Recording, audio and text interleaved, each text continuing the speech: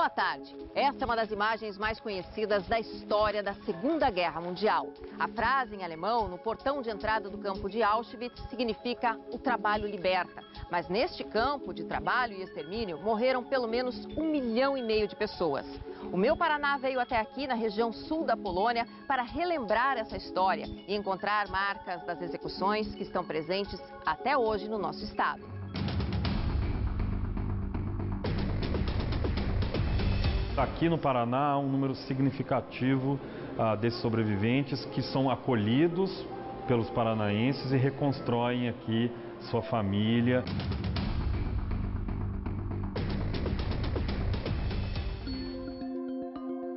Natalie é neta de Sara, uma judia polonesa que aos 15 anos foi mandada para o campo de Auschwitz. Em Auschwitz foi uma transição, pelo que eu entendi do que ela conta. Que ela contou. Que ela foi para Auschwitz e depois, logo em seguida, já foi levada para um campo de trabalho, que ela tinha condições de trabalhar. Auschwitz é hoje um memorial da Segunda Guerra Mundial. Fomos recebidos por um guia polonês que nos levou para conhecer esta grande área, em boa parte preservada. Os primeiros prisioneiros de guerra vieram para cá em 1940. As instalações foram ampliadas em território polonês ocupado pela Alemanha nazista e Auschwitz passou a receber judeus de vários países da Europa, minorias, prisioneiros, trazidos pelas tropas de Hitler. Desde 1947, o memorial, que fica na cidade polonesa de Auschwitz, expõe o que restou da vida destas pessoas.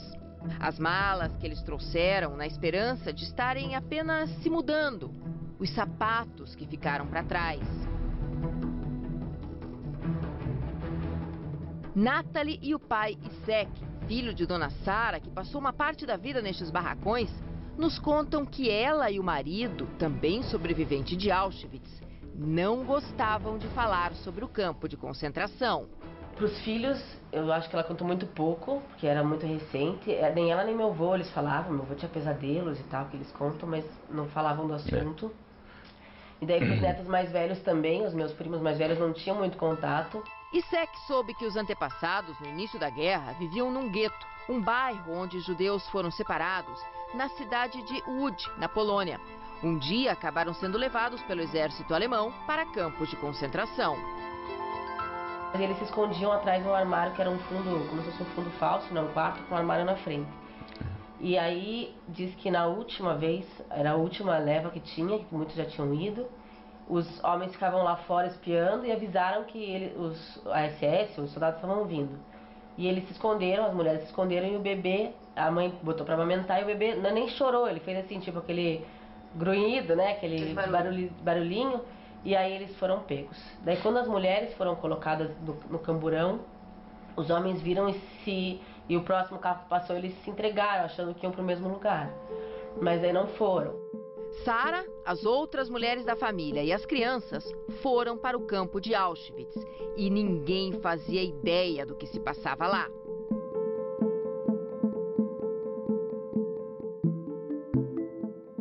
Diz que eram 2 filas. E que as mulheres com bebês eram colocadas de um lado. E minha avó, ela era, digamos, para a idade de trabalho, imagino eu. Ela devia ter uns 15 anos já. Ela ainda era saudável para trabalhar. E ela disse que a mãe dela era uma mulher muito forte e tal, que também iria para essa fila. Mas que ela falou, não, eu vou com os meus netos, né? E foi junto com os bebês e daí ela foi levada na outra fila. Aí isso foi em Auschwitz. Daí eles entraram, ela disse que foram colocadas em cabanas, ficou só ela nessa outra fila, né? Foi colocada em cabanas e daí contaram para elas que aquela outra fila tinha sido, as pessoas estavam sendo assassinadas.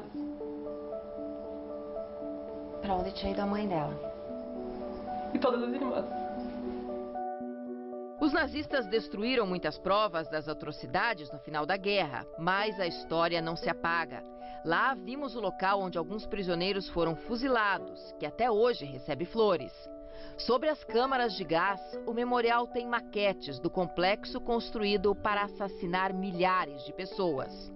E na exposição da tragédia estão as latas vazias do gás usado para matar. Dona Sara gravou um depoimento para o Museu do Holocausto. Ela faleceu em 2016. Não tinha medo.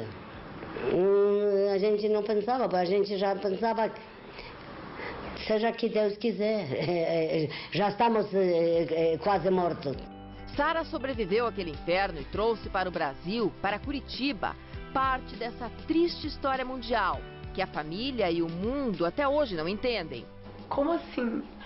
Porque é como se eu falasse pra você assim, todas as Marias agora vão ser colocadas num lugar e vão morrer. Porque são Marias. Então, o fato de você ser judeu não faz muito sentido, né? E eu fico imaginando, porque ela tinha uma vida como a gente tem. O pai dela era aventureiro. São histórias de tantas famílias que tiveram aqui o final mais trágico. A família de Sara já esteve no memorial de Auschwitz, mas ela mesma não quis voltar. Ela não quis voltar para a Polônia? Não, nunca. A minha Como é que vocês sensação, sentiram? Quando eu fui para Auschwitz, eu parecia que eu estava num filme. Era meio assim, não é possível que isso aconteceu. Hoje você vê um retrato, como se fosse uma foto, né, um instantâneo. Foi exatamente o que me disse Jaroslav, nosso guia em Auschwitz. Cada um que visita Auschwitz tem sua própria reação.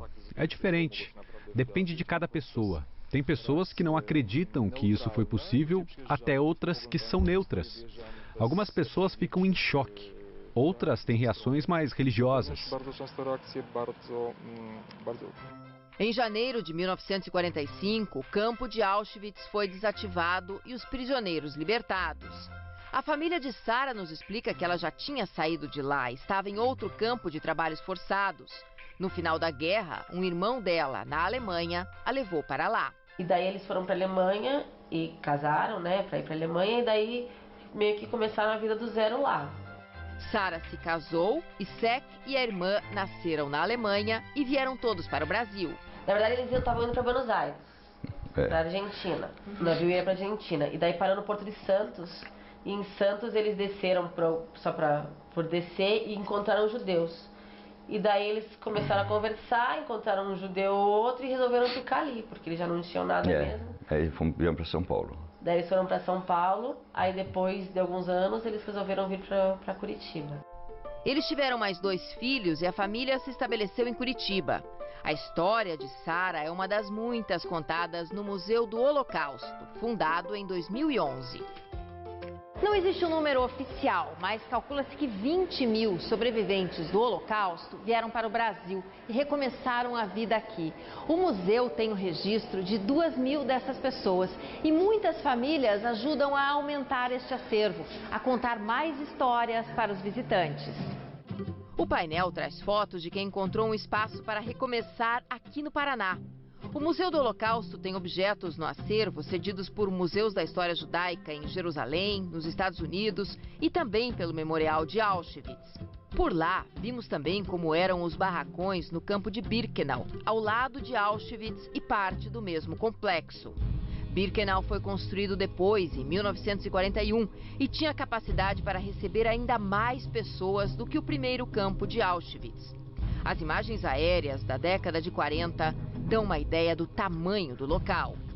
Birkenau recebia trens vindos de vários países. E no plano dos nazistas, aqui o extermínio em massa foi ainda mais ampliado. Histórias terríveis que se passaram há mais de 70 anos e que impressionam e precisam ser contadas. O Meu Paraná sobre o Holocausto volta já já, depois do intervalo.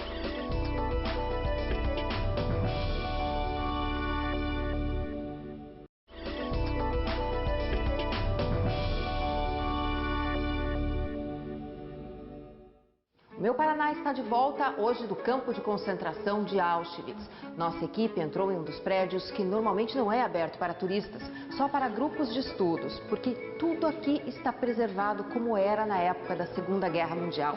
São marcas vivas dessa parte cruel da história. E eu te convido a seguir com a gente. As camas, a parede descascada, a pintura delicada feita nesse cenário de horror. Nosso guia no memorial é Jaroslav, que nos abre as portas do pavilhão 2, um dos muitos usados para manter os prisioneiros do regime de Hitler, trazidos para este campo nazista construído em território polonês ocupado pela Alemanha. Logo na entrada existe um grande salão, onde as pessoas eram deixadas para dormir no chão, não havia cama para todas. Em frente ficava o pequeno quarto onde dormiam os 3 responsáveis por cuidar de todo o bloco.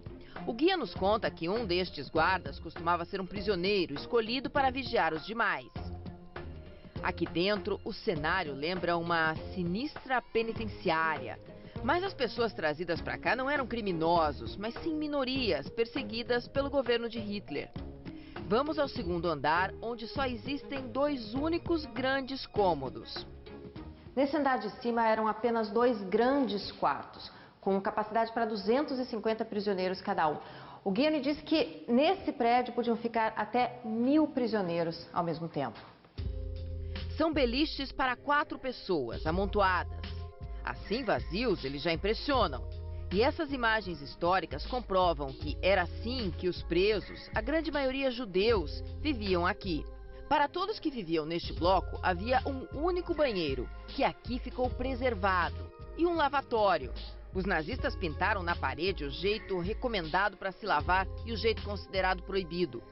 Curiosidades que pudemos ver de perto e contar sobre esse lugar onde cerca de 1,5 milhão de pessoas foram assassinadas pelo regime nazista na Segunda Guerra Mundial. Mas sem precisar viajar para a Polônia, os paranaenses podem conhecer parte dessa história no único museu do Holocausto no Brasil que fica em Curitiba. Quem me leva para conhecer o lugar é Carlos Reis, coordenador do museu. Nunca se precisou falar tanto sobre o Holocausto como nos dias de hoje. Nós aqui no museu utilizamos o exemplo dessa tragédia como uma ferramenta, como um instrumento educativo para educar jovens, para que se construa um presente e um futuro melhor. Nós falamos aqui sobre tolerância, sobre cidadania, democracia, direitos humanos, resistência, usando o exemplo das vítimas do Holocausto. Construir, usando o exemplo do Holocausto, construir um mundo, uma sociedade que seja mais justa, mais tolerante para todos nós. Auschwitz foi o maior desses campos de concentração, não era só um campo de concentração. Não, Auschwitz não é apenas um campo de concentração, não é apenas um campo de trabalhos forçados, não é apenas um campo de extermínio. Ele é um complexo que reúne todas essas características por várias razões. Por uma questão logística, por uma questão de facilidade de deslocamentos e da estrutura ferroviária que existia. Auschwitz foi sendo construído para se transformar no que nós conhecemos hoje como Auschwitz. É muito importante nós entendermos o Holocausto como um processo. Ninguém acorda de manhã cedo e toma todas as decisões que vão levar ao extermínio de milhões de pessoas. O espaço em Curitiba traz a projeção de uma sequência de números, para lembrar que no campo de Auschwitz, os prisioneiros eram marcados no braço, cada um tinha uma numeração. Esse número é bastante representativo para nós do museu, ele tem um significado específico em relação ao complexo de Auschwitz. Os sobreviventes, as vítimas que até hoje nós vemos com um número tatuado no braço, existe uma chance de 99% de que eles tenham passado pelo complexo de Auschwitz, pelo tamanho, pelo volume de prisioneiros. O museu também traz essas fotos com prisioneiros em Auschwitz em um trabalho muito específico. É uma das cenas, um dos momentos mais tristes de todo esse período, ver os registros das pessoas carregando as suas malas, separando as suas roupas, seus pertences, imaginando que seriam reassentadas em outros lugares. Os poucos objetos de valor que essas famílias guardavam, uma joia, um relógio, algo que elas imaginavam que poderia ser útil em algum momento. No memorial de Auschwitz vimos esses objetos que eram recolhidos dos prisioneiros. São pilhas e mais pilhas que eram justamente mandados para este espaço, então chamado de Canadá, apelido vindo da riqueza de um país distante e que hoje servem para mostrar aos visitantes que crueldade, infelizmente, não tem limites. Auschwitz se transformou na metonímia do Holocausto. Muitos falam que é um símbolo da maldade do ser humano ou um símbolo da catástrofe do genocídio. Assim como a família de Sara, sobrevivente do Holocausto, que mostramos no início deste programa, são muitas histórias de vida que são contadas aqui. Carlos Reis também é judeu, descendente de sobreviventes do Holocausto. Eu tenho avós que passaram pelo complexo de Auschwitz. A minha avó paterna contava que depois de perder o pai no gueto de Lodz, ela foi deportada com a mãe para Auschwitz e é justamente na chegada ao complexo ela foi separada da mãe. Bebês, idosos, pessoas doentes iam para um lado, ela, adolescente, aconselhada a pegar terra do chão e passar no rosto, na mão, para mostrar que estava um pouco mais corada, mais sadia e disposta a trabalhar no esforço de guerra. Pessoas furavam o dedo, passavam sangue na maçã do rosto. Ela passa essa terra na mão, no rosto e acaba sendo separada da mãe. A mãe imediatamente é mandada para as câmaras de gás e minha avó consegue sobreviver por 5 semanas em barracões em Auschwitz, até ser mandada a um outro campo de concentração e depois a um outro campo e ser liberada no final da guerra. Nunca falou explicitamente, até pelo trauma de ter perdido toda a família e os filhos, né, no caso meu pai, os meus tios, sendo criados por ela justamente no meio daquele trauma todo.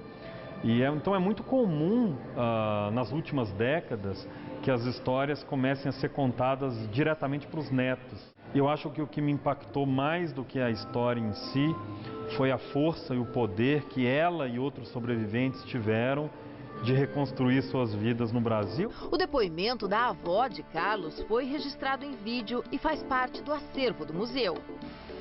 Frio era, aquele lugar muito montanhoso lá, o Auschwitz. A gente ficava em barracões, no chão só.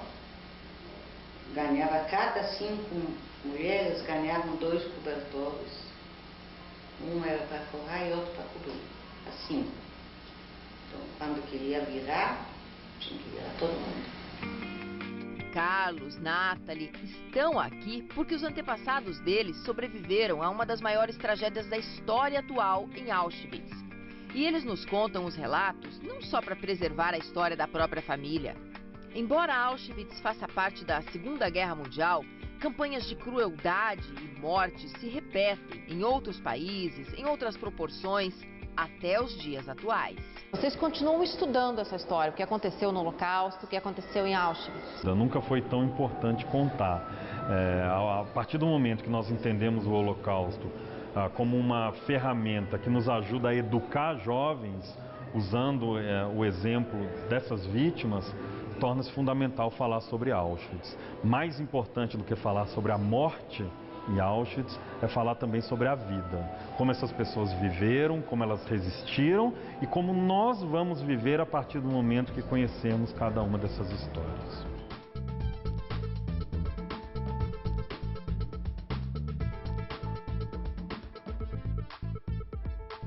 O Meu Paraná de hoje fica por aqui. Eu espero que você tenha gostado de conhecer um pouco mais desse capítulo importante da história recente mundial.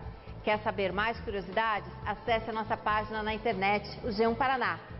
Tchau, um bom fim de semana!